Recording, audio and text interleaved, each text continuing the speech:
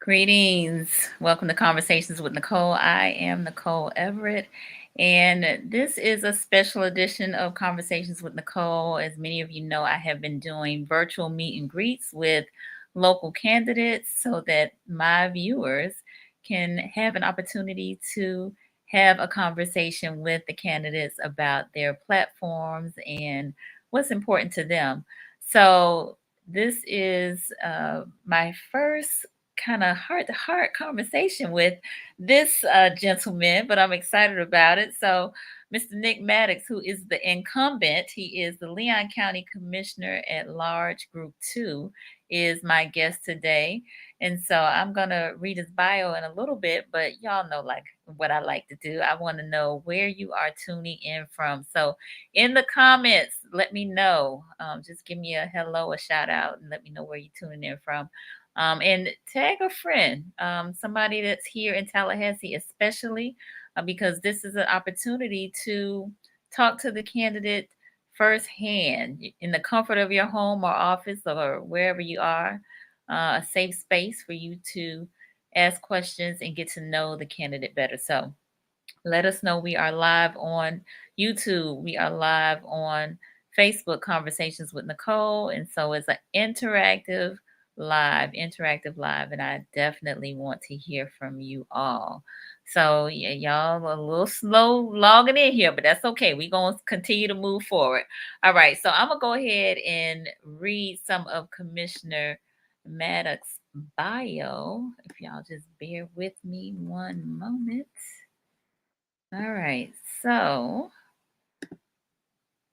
Mr. Nick Maddox, he spent 3 years playing with NFL football with the Browns, the Chargers, and the Panthers. He returned home to Tallahassee and the Florida State Seminoles, Go Noles. He graduated with dual degrees in business and real estate while working with the Seminole Boosters. In 2005, he met his wife, Tina, my homegirl, and she dedicates her time to empowering young women to be confident through dance instruction and volunteer work.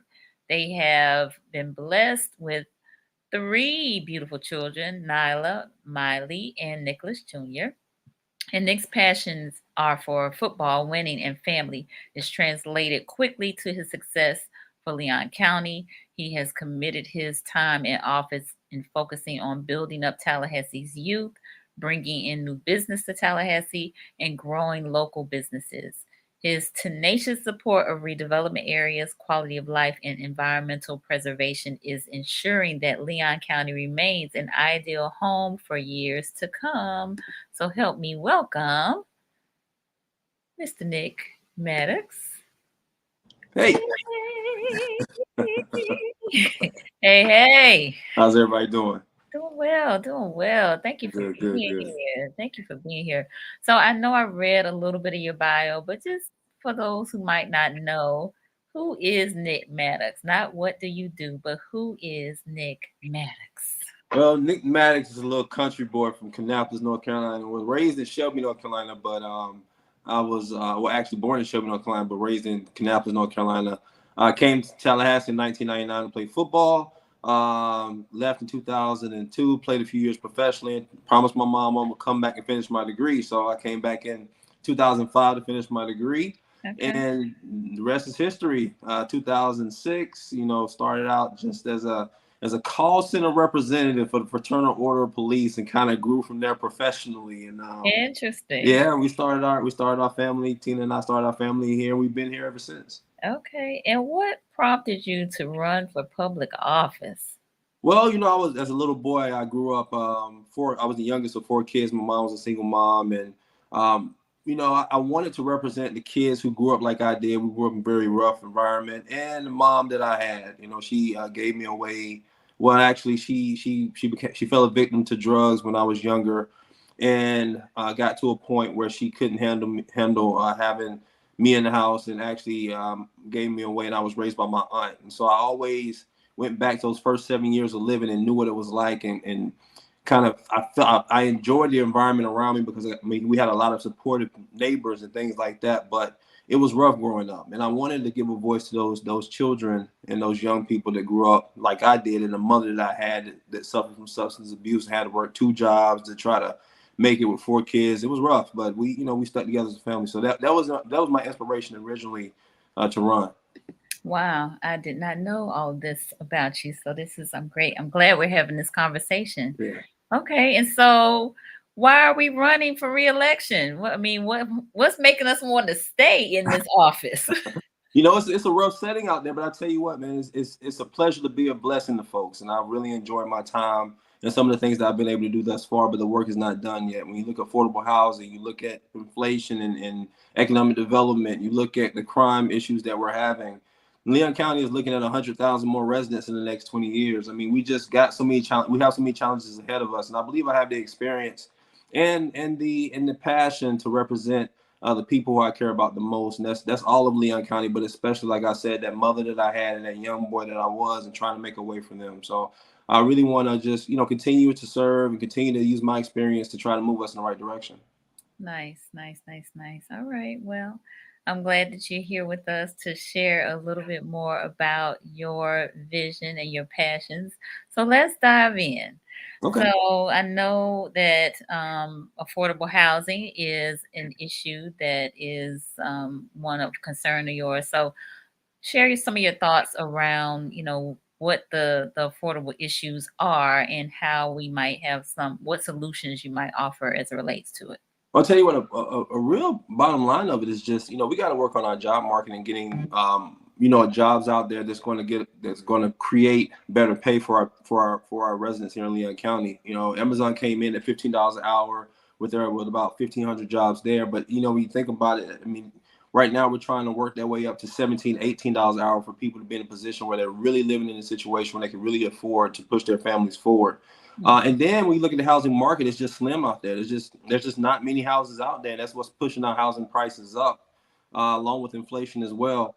I think that we just got to work on a way of building out, which means, looking at the areas that we've extended the urban service boundary to, but also building up, looking within our inner cities and trying to redevelop some of those properties as well, and just working with our builders and our real estate brokers to say, hey, what can we do as far as the red tape to even lower the cost of building and the cost of redeveloping and helping people out here. So I think, and one other thing that we're really digging into is inclusionary housing too. What you'll find is that when we dug into the numbers, the buyer's market really is not where we're having the most problems. Where we're having the most problem actually is the renter's market.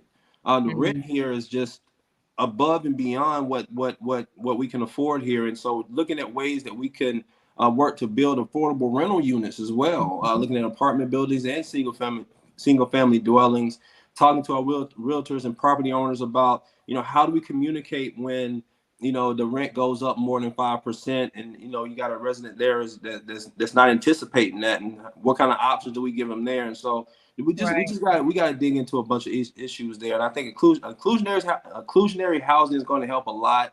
But the more we can work on, just trying to lower some of the regulations that we have, and lower those while also being friendly to our environment, of course, but trying to make sure that we can make it as cheap as possible for builders to build. So when they set those prices are more affordable for our people here in Leon County. So I've heard permitting is typically an issue. I haven't heard it so much with the county, but with the city, sometimes it's like on one day you'll get something from one inspector, and another day you'll get something totally different. So, maybe consistency with whatever the permitting process is, maybe some incentives as it relates to the permitting process. Right. Yeah, just different things, man. Staff is doing a good job of digging into it. Our Sadowski fund that comes down from the state.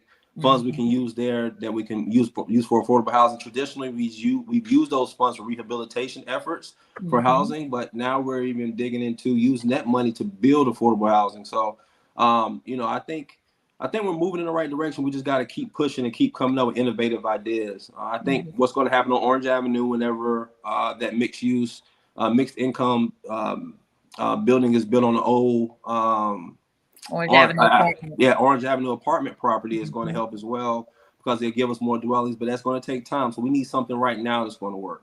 It's coming along because I live not far from there, and I see the development moving. You know, it Yeah. just like a facelift over there. It really is. So Right. it's exciting.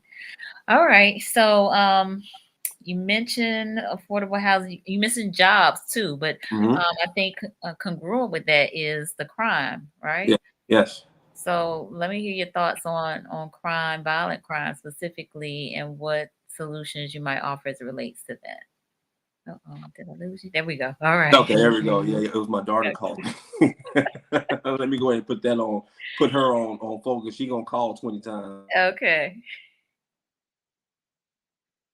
All right, so y'all, while we're waiting on Nick, this is an interactive live. So if you have questions, please put them in the chat so that we can address them. This is a virtual meet and greet with Commissioner Nick Maddox. He is the incumbent, and he is the Leon County Commissioner at Large, Group 2. Leon County Commissioner at Large, Group 2. We know early voting started on Saturday. And there is opportunity for you to again get to know the candidate better and make an informed decision when you go to the ballot. All Yeah. right.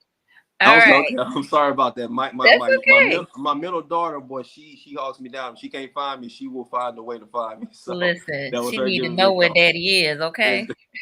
Exactly. So crime. I think crime and economic development go hand in hand. I believe that we have to work on creating situations for our young people. I think when you look at the range, you're talking about 12 to 25 are the range of kids that are getting in trouble the most. We got to catch them early and get them interested in different careers and different paths and things like that. But let them know that, hey, something as far as simple as you can go to a technical college and become a welder and come out making $80,000. You can go to, Mm-hmm.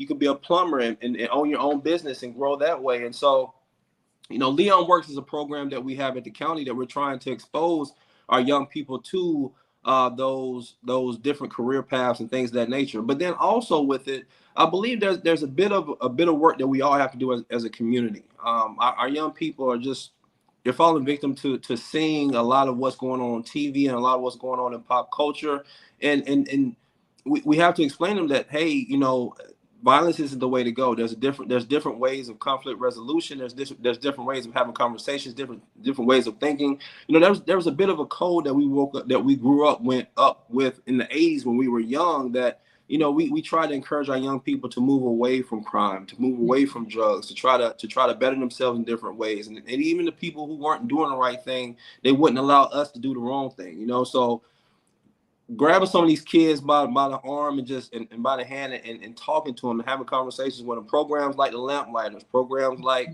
um, um, um, Distinguished Young Gentlemen, and other Mm-hmm. programs like that those programs are invaluable. What Reverend Holmes is looking to do with the Boys Academy over at Steele Collins and picking up 50 boys after school to try to teach them how to be young men. Those types of things are really going to help us moving forward. I think the Mm-hmm. CSC, the Children's Services Council, getting money to more of our nonprofits that are doing the hard work out there is going to help as well. But I think one thing we have to recognize is that it's the at risk that we need to go after. A lot of kids that are going to these programs are not the kids that are getting into trouble. It's the kids that can't make it to the program, and I can identify with those kids because I was one of those kids. So like I said, my Mm-hmm. mom worked when I was 7, well, from 0 to 7. My mom worked 2 jobs to make it happen for her. So while she Mm-hmm. was working 2 jobs, she didn't have time to send me to play Pop Warner football. She didn't have time to send me to the YMCA. She didn't have time to send me to these different programs. I had to figure it out myself. And so that's the kid that we have to go after. And in some of those cases, you have to go to that kid. That kid doesn't have it to come to you. You have to go to that kid, because if you don't go to that kid, the people in the neighborhood, maybe some of those who are doing the wrong things, will find that kid, or that kid will find those people. And so just getting to programs like that will help as well. But I think overall, when you look at it, if we could create situations where we have jobs that in careers that we can get our kids interested in, and even those that for the mothers and fathers who are looking to better themselves or get into a situation into a situation where they're making more money, then I think it helps us overall. But the key part there, and I think we just saw a comment that said it, we have to go to where they are and we have to speak their language. We cannot go in and we can't always expect them to come to us, and we can't always expect them to understand what we're saying. We have to hear what they're saying, speak their language back to them, and be able to connect in that way and show them a better way. Absolutely. Yeah, I was going to mention, dealing, I think, with the parents or the guardians or what have you. Sometimes there's very much so a trust factor, with people coming into the community trying to show a better way, if you will. And so, like you said, speak their language or getting with trusted sources within those communities to help present the resources and the opportunities that are available. And not just be a one and done, like, Yes. really like both, what do they say, 10 toes down, like I'm Yeah. here, I'm not going nowhere, I'm gonna be here to help, to support. I think so many times in our low income rental communities, our projects, if you will, so many people come in and out of there, semester after semester, and don't really have that staying power. So That's right. That's right. I think that's another huge contributing factor to that. Another thing is if it used to be a day back in the day when we were young where the police officers, you knew who they were. I always tell a story about when I was younger. I wasn't always, a great kid. I did have a time or two where I ran with the wrong crowd. What? Yeah, I wasn't always like this. I did a few things, but growing up the way I did, I was around some people I had no business being around. But what saved me was I had a cousin named Jab, and Jab was a police officer in Shelby, North Carolina. And anytime he would see me doing something I had no business doing, he would always say, "Nick, you need to go on home, and you need to do this, you need to do that." And everybody in the force knew who Little Nick was. And so it used to be a day back in the day when the police officers were a part of the community, where the sheriff's deputies, they were a part of the community, and you knew who they were. You almost knew them by first name. You went to school with their kids, and there was just a connection there that allowed for a relationship to be in place, especially in smaller towns. And so in the same officer patrolled that same area, you always knew who you was going. You almost, like I said, you're all on first name basis. And so now what it is, the budgets just aren't there. I was talking to TPD, and they were telling me, and even the sheriff's office, they were telling me, like, TPD, they have about 400 officers. In order for them to police in a way that we're talking about, they need like 700 officers. And it's just, the budgets aren't there. And so when that happens, when you can't establish a relationship with the people who are supposed to be protecting you, it's harder to build trust with the people who are protecting you. Now, what I can say that I have seen more of is I've seen a better effort by the sheriff's office and the police deputies, police officers, sheriff's deputies and police officers to hold events where the kids have an opportunity to get to know them, where the community have an opportunity to get to know them. So, in a lot of those in an effort with the Urban League or other organizations around town that have a hand up on what's going on within our urban areas. And so it is, I think that kind of stuff is going to make a difference. But you got to have that relationship. You cannot just show it, like you said. You can't even, and there's more. I think it's more important even for our police officers than it is for our elected officials and others trying to go into the hood and have these conversations. They can't just show up when something's wrong. You can't just show up when a crime happens, because at that point, they 5-0 is bad. 12 is a bad thing. You know what I'm saying? Yeah. But if you show up in times when ain't nothing going on, there was a video a while back where a cop was just riding down. He saw this kid playing basketball. He just started playing basketball with him. And that changes the perceptions. Like, oh, that's a cool cop right there. You know what I'm saying? That's a cool dude. That's the kind of stuff that kind of changes perception. But then when you need 700 and you got 400. It's hard for that cop to get out of the car, you know what I'm saying? But sometimes you got to make that kind of effort. So there's some different things that we got to try that's just going to help build a relationship. We got to build a relationship between law enforcement and the community, and even between our authority figures, elected officials, and everybody else in the community as well. Absolutely. Great point. So we got Brandy Knight on the line. She is our Department of Health, Leon County new health officer. Thank you, Brandy, for being here. She said we should consider whole family programming as well. Yes, that's great. We are so proud of Brandy, and what I'm hoping is that she'll bring ideas like that to the table as head of our health department. What I can tell you about Leon County, because I can only speak for the county on this part, is that we're looking for everything we can. The sheriff's all in initiative, and even working with the health department and others, like whole programming. We're looking for everything we can to try to make a difference. One thing that I figured out when I was at the Foundation for Leon County Schools and working that position is a lot of times you can't if you're helping the child, you're not really doing the complete job. It goes further than the child, because if you're just helping the child at school, then when they go home to an experience that's contrary to what's at school. You're not doing much of anything. It has to be a whole family thing. So you dig in, you help the child. And I think what they're doing out in Pineview, with Principal Carmen Cummings over there, what she's doing, Connor, where she's doing, where you got, I think she maybe even have like washing machines and stuff like that on campus that people who come use and stuff like that. Those are things that allow for a whole family unit to be affected and become better. And that's what I think. Those are kind of solutions that we need, but budget sometimes get in the way, and we got to be willing to work together as different entities, whether it be city and county and school board, or city and the sheriff's office. We all got to pull together to get this done. Absolutely. So, for those of you who are just joining, I am on with Commissioner Nick Maddox, the Leon County Commissioner at Large Group 2 Commissioner. He is incumbent, but also seeking re-election. And we have been talking about the things that are some of the important issues that are part of his platform: affordable housing, violent crime. We talked about jobs. And so overinflation or overcoming inflation is also something that you have identified as an issue. So what are your thoughts about how we can, combat some of that?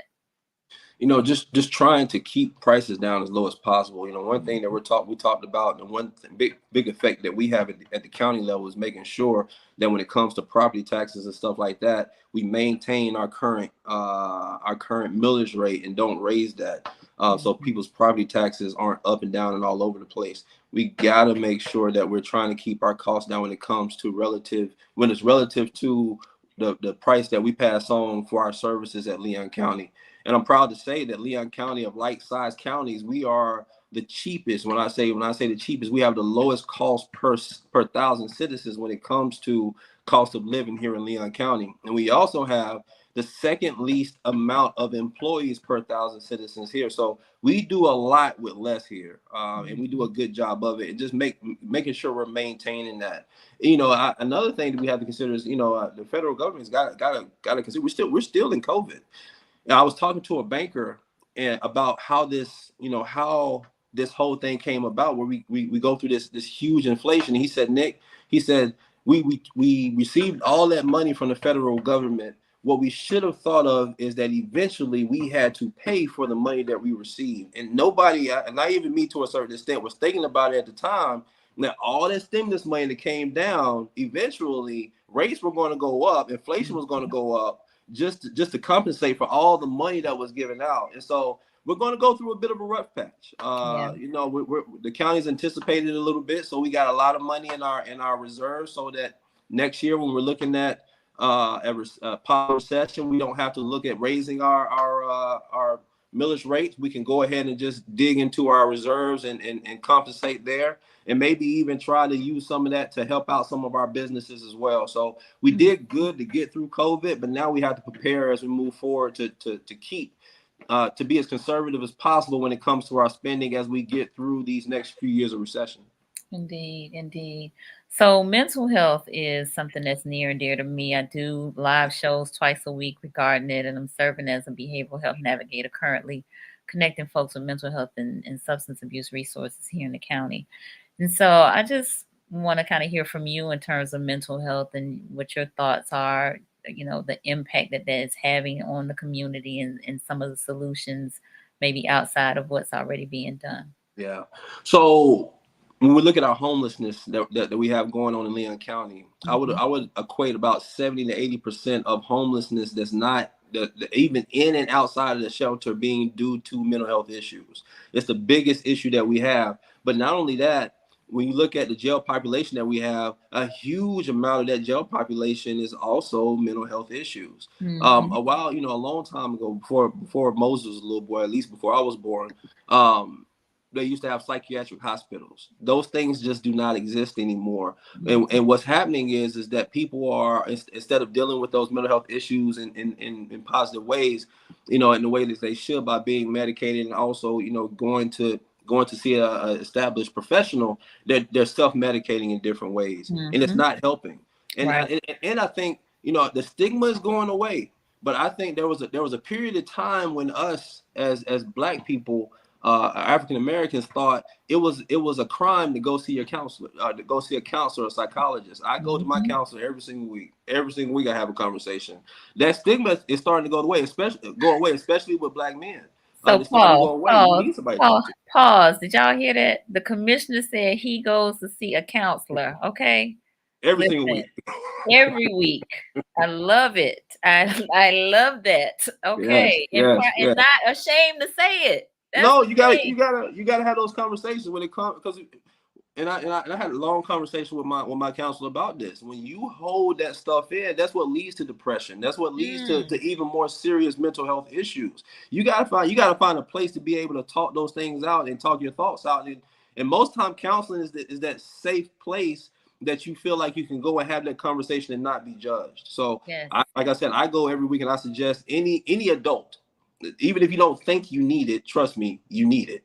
At least go see someone every week and have that conversation, whether it be a pastor or whether it be a psychologist or just a counselor. And there was a reason when we were young, when we went to school, there was a reason they made us go to guidance counselor. We had a guidance counselor that we had to go see every now and then. There's a reason for that thing, and it holds true also in adulthood. So um, I believe that one of the out of the box things that we need to really consider Mm-hmm. is petitioning the state for a regional facility that's large enough to really make a difference in Leon County in the Big Bend area. Mm-hmm. Um, that focus specifically on mental health. I Yes. don't believe that our hospitals can do it. Appalachia does the best that they can do. Appalachia Center does the best that they can do. But they're not large enough for the region that we're in.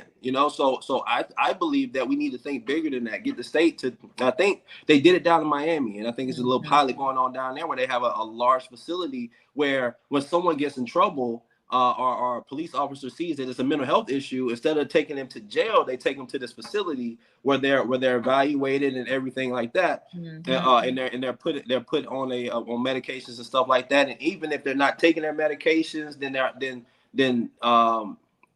the facility folks in the facility reach out to make sure. We got to get more proactive and aggressive in trying to get a facility like that here, because we in the Big Bend region, we do have a mental health and a homeless problem that we have to deal with.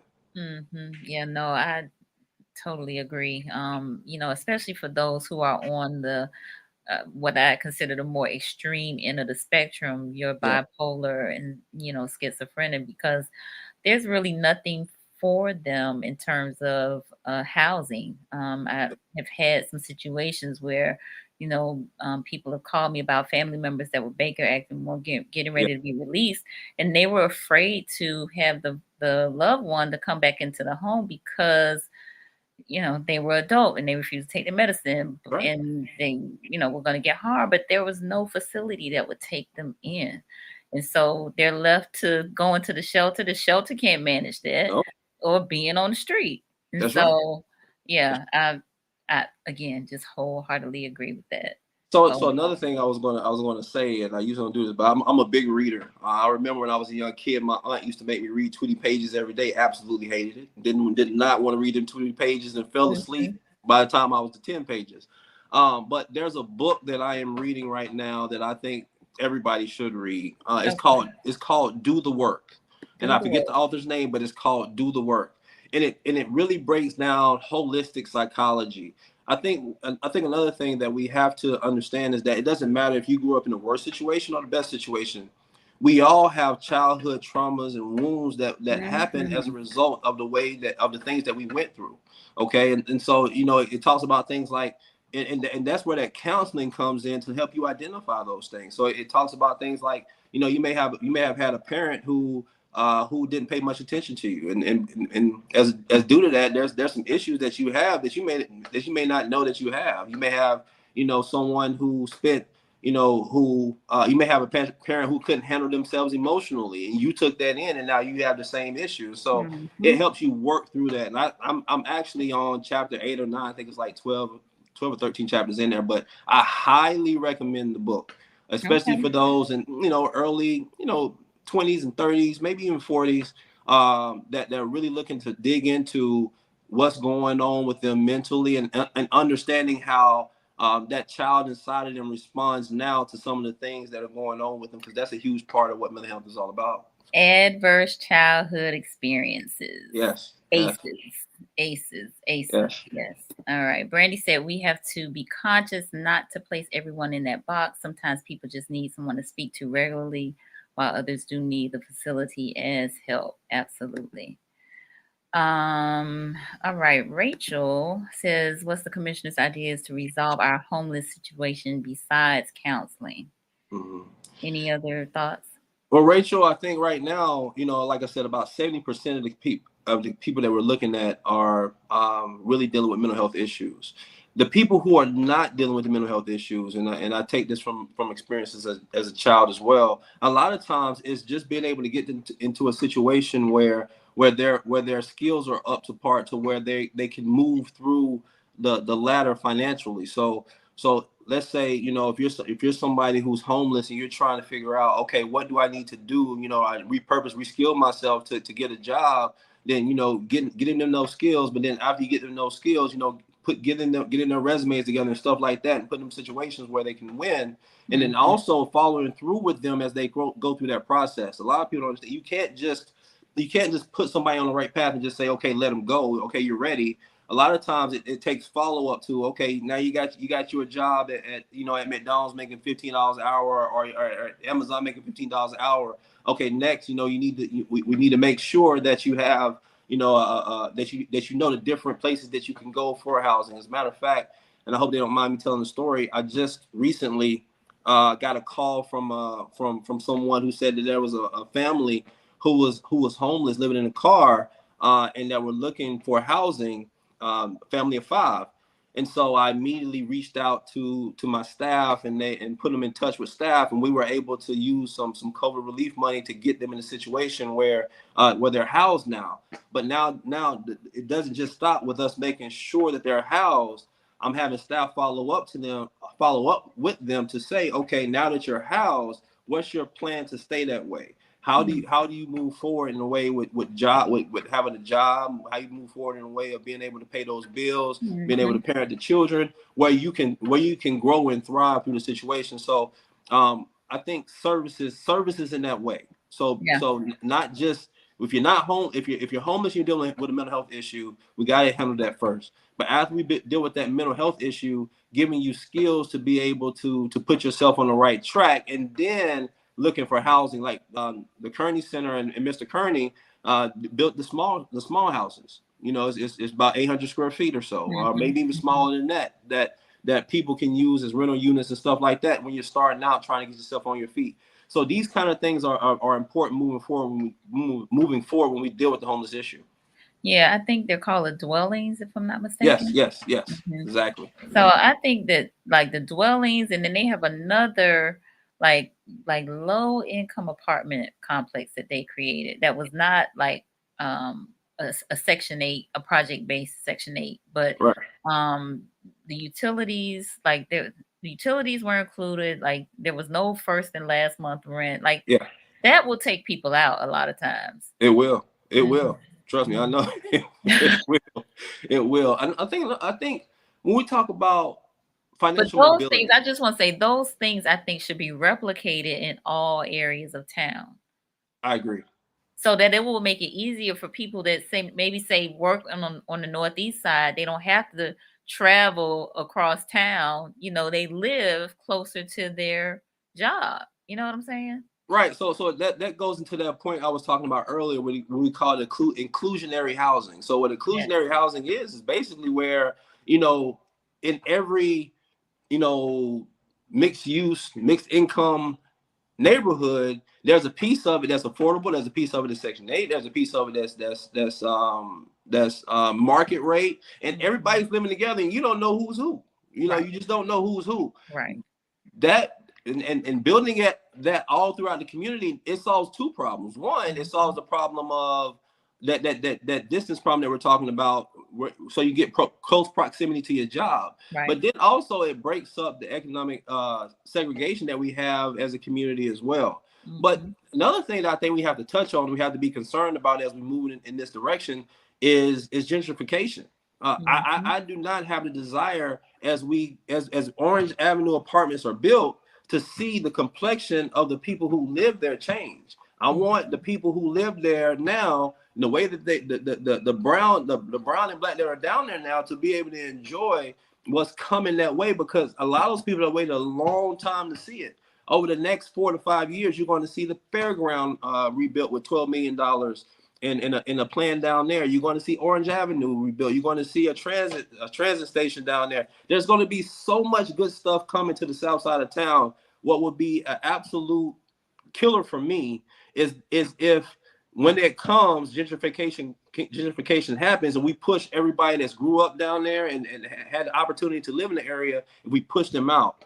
I believe that we have to get ahead of that, though. I think we have to consider, you know, the county's already land banking for some affordable housing and stuff like that. But if we could start to think about, you know, buying land down there, buying houses down there. I'm talking about individuals owning that land that has a heart for making sure that gentrification doesn't happen, and not necessarily trying to make money off of it, but just trying to make sure that the community stays what it is now. I mean, culturally and demographically, I think we could get ahead of that, but it's coming. I think, you know, what people on the South Side and Frenchtown have been asking for so long, and new restaurants and things like that, is coming. But with that, we have to make sure we protect our neighborhoods and make sure they continue to be able to look the way they look now, as far as demographic and race and creed. Thank you for that. So Brandy says, does the city county have an affordable housing plan? Yes, ma'am, we do. I actually sit on the Affordable Housing Committee that works on that plan, and we talk about different things we can do. That's actually, out of that plan came the inclusionary housing piece that I talked about earlier. Also, out of that plan came the looking at the rental assistance program and using some of our Sadowski funds down from the state, using some of those dollars to go towards building affordable rentals and affordable housing dwellings as well. So we do have a plan in place. Absolutely. And it's a city. Right. The city has a plan, the county has a plan, and then we have a joint plan that we put together. Indeed. So Keisha wants to know, how do I contact, I think she meant connect or contact you, Commissioner. So that's a good segue for us for you to let us know what your needs are as relates to your campaign and how folks can connect with you.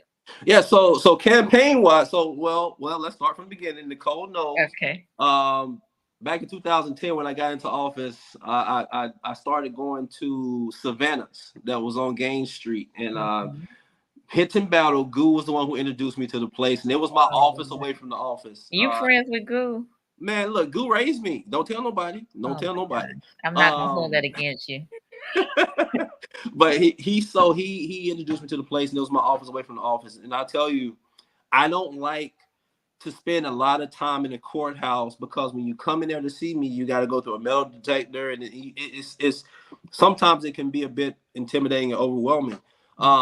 This is a long way of answering your question, but really my office is CWC on the South Side. I'm there every morning, and I'm there until they close, and then after that, most times I'll probably, if I don't have meetings out in the community, I'll go over to Joe Ellis and sit there for a little bit. So that's the place that So hold on. So for those of you who don't know what CWC is, that is Catering with Care. Catering with Care. I don't have the address with me right now, but it's on South Monroe, kind of across the street from Doggedall. There's a bright yellow pawn shop that sits to the south side of it. It's sandwiched in between the tattoo parlor and the pawn shop. It's Catering with Care restaurant. So yes, it's the old Nick's that used to be on the south side, but it's best catfish in town. I tell you, and they got a grilled pork chop you die for if you eat pork. But so you can find me there. Also, my office number, if you need anything, my office number is 850-606-5377. You'll get my chief of staff, Sinclair, who will help you there. And then the campaign website is www.nickmaddox.com. My email at the county is maddox.nicholas. I'm sorry, Maddux N at leoncountyfl.gov.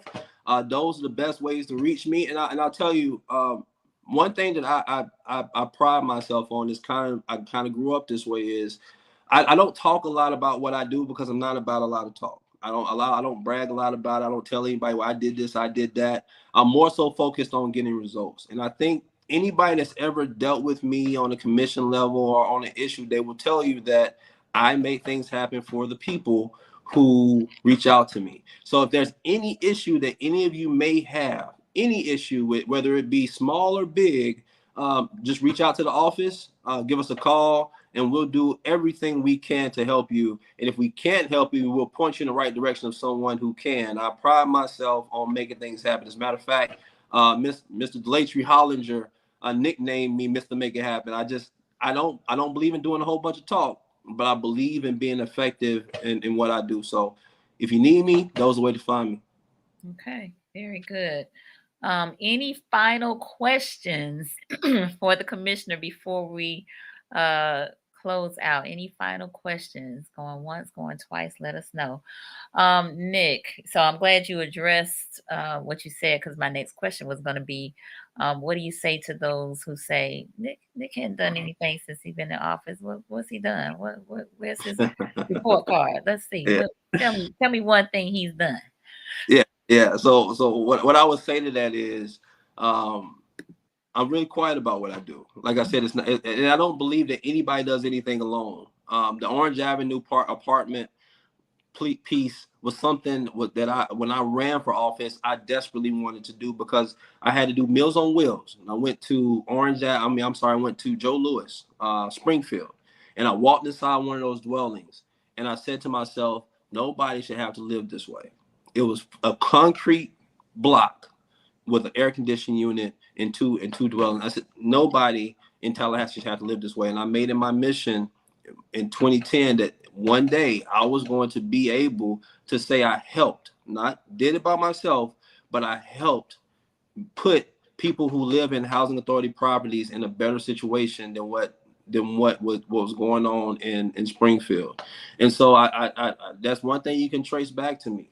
When you look at minority businesses, the MWBE department, there was a time when the county was talking about going to an SBE department, which would have dramatically harmed our minority business and our minority and women's businesses here in Leon County. You could trace it back to show where I was the one who fought to make sure that we did not go to a SBE, that we continue to be a minority women business organization that focused on aspirational goals to meet for those for minority and women businesses. During COVID, the minority chambers reached out, and I led the charge in making sure that the 10-point plan that they wanted that they wanted Leon County and City of Tallahassee to look at was implemented in Leon County, and we're still working on getting results from that 10-point plan. When FAMU needed the stadium improvements, I was the one who led the charge in making sure that Blueprint had the conversation around the 10 million to make sure that FAMU got that money for those stadium improvements. Look, I was taught not to talk a lot. You don't talk a lot about what you do. You just make sure you do it and do it effectively, and hopefully one day people can give you credit for it. But I don't do things for the credit. I don't do it to be loud. I do it to be effective. And so, if you know people, anybody that has dealt with me, and I hope those people who have dealt with me will speak up for me. If you've dealt with Nick Maddox, you've gotten a result based off of what you needed for that situation. It may not be 100% of what you wanted, But what I can say is that I helped you get to where you were going. And that's what I take pride in. More than anything else, I'm here to help. That's why I still want to do it. That's why I love the position, because I love helping people. That's my touchdown these days. Is every time I can make it happen for a young boy, every time I can make it happen for a young girl, every time I can make it happen for a family, or anybody in this community, I know I've done something, I've done God's work, I've done what God put me here to do. So anybody that says that I'm not out there, they just ain't looking hard enough, and they ain't talking to the right people, because there are a lot of people that know that I am. And they ain't been to catering with care. That part. All right. Well, Nick, thank you so much for your time today and for addressing the comments, the questions, the concerns, and for sharing a little bit about you. Thank you so much, and I appreciate the opportunity to go. My pleasure. My pleasure. For those of you who don't subscribe to Conversations with Nicole, I ask you to go on there and do so now. I have like 3 more of these meet and greets coming up, one tomorrow, one Wednesday, and on Sunday. So you want to be here to meet the candidates and get your questions asked. All Nicole, right. if you don't mind, I'm a harmless plug. The best dance studio in town, Maddux Dance Company. Y'all gotta check it out. My wife Tina is doing some amazing things over there with those young ladies over there. Award winning. They're actually taking a trip to New York this year with the competition team. If you bring your girl, your young lady over there, I promise you, you will not be disappointed. And she even takes young boys too. So take a chance on Maddux Dance Company. I promise you won't be disappointed. Love it. So Tina Maddux was on season 2 of Conversations with Nicole. We about to roll out season 11. So I love it. I love it. I love it. Well, again, thank you, Nick. Appreciate you. Y'all, please, talk to the candidates. Handle them. Ask them questions. See what they're about. This is what this is all about, for you to engage. And so hopefully you all got some really got to know Nick better and, see what he's all about. So, all right, good people. We'll see y'all later. Thank you. You're welcome. Bye.